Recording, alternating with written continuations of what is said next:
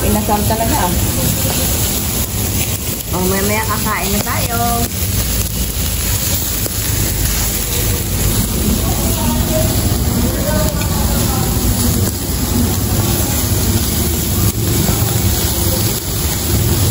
Kanina nakababad ko na. Ngayon, iyaw ko na. Okay na yan.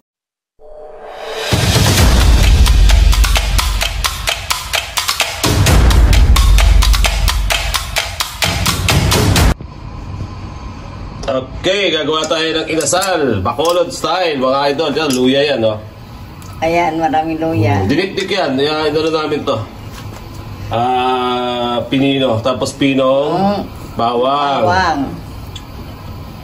Yan, tapos lagyan natin siya ng Tanglad. tanglad. Dinikdik na rin yan. Hiwa na maliliit, mga lodi.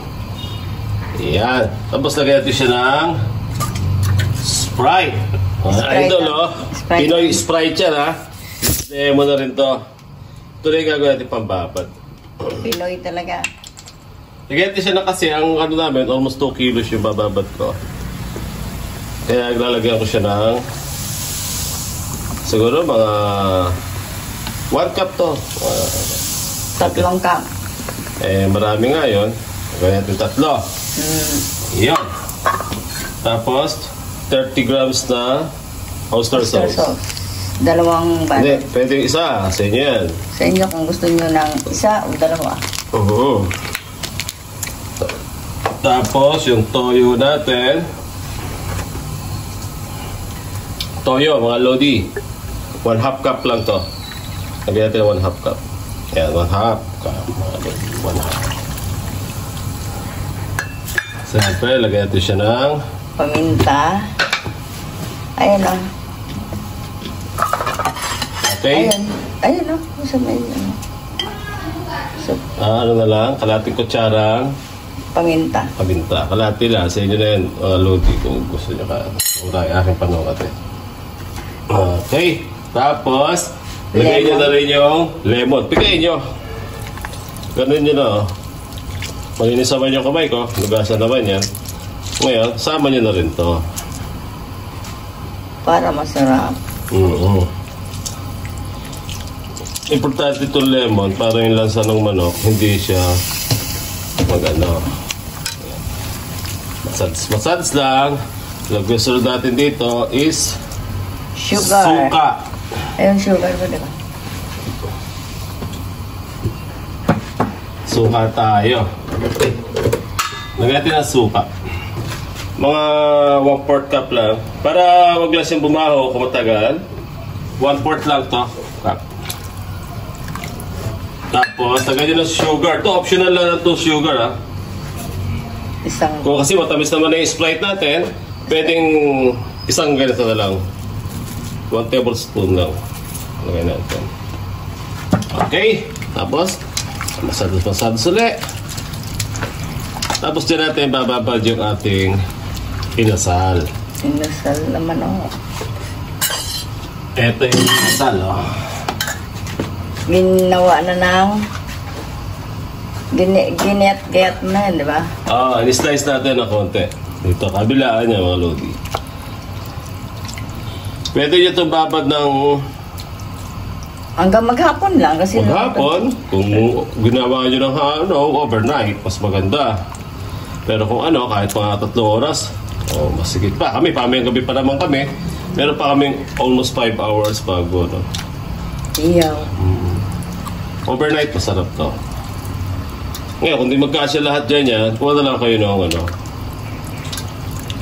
lipat mo po, patong mo sa kabila. Yes, ganyan lang. Okay? Ipamaya natin babad after kukunin ko yung iba. Basta ganyan lang. Okay, ayan na. Babad natin ng 8 hours. Okay.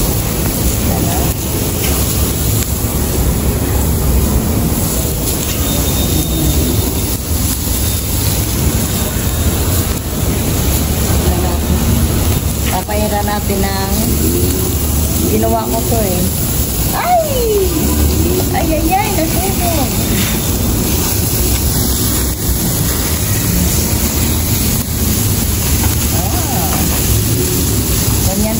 Pagka siya nilagyan ng oil, nag-aamoy. I-amoy sa ang iiksi ng ating ano, Vincent? Ang ating tawag nito?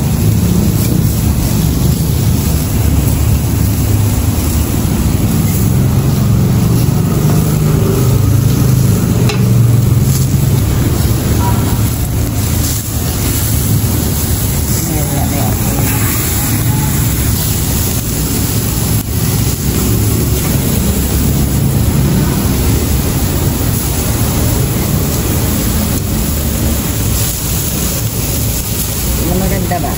Maganda yung gulay, di ba, no? Okay. Yan, ang tagal nito na marinate natin. 8 hours bali yung marinate nito. Kaya napakasarap ang ating inasal. Chicken inasal.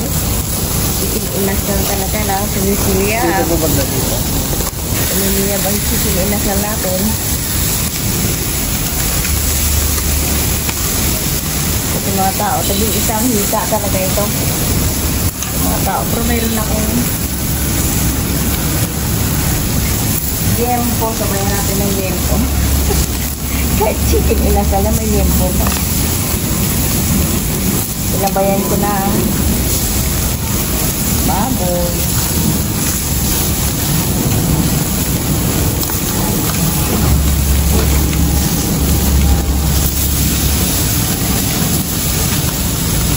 Okay na, friends. Mamaya na lang, pagluto na. Tama mo sa inday. Dito ka mas maganda yung video. Ayan yun. Yan yung ating inasal. Ang sarap-sarap. May kasama yempo. Chicken inasal at saka may pork na tayo. Parang inasal talaga. O, may kakain na tayo.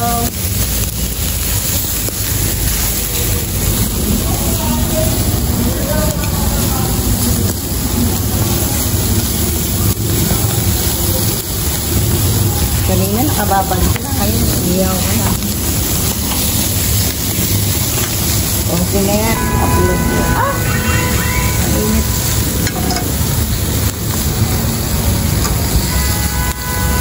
Kailan dito pag nag-inasal ka, matutunog ka talaga sa sobrang init, no? Kaya pala yung iba.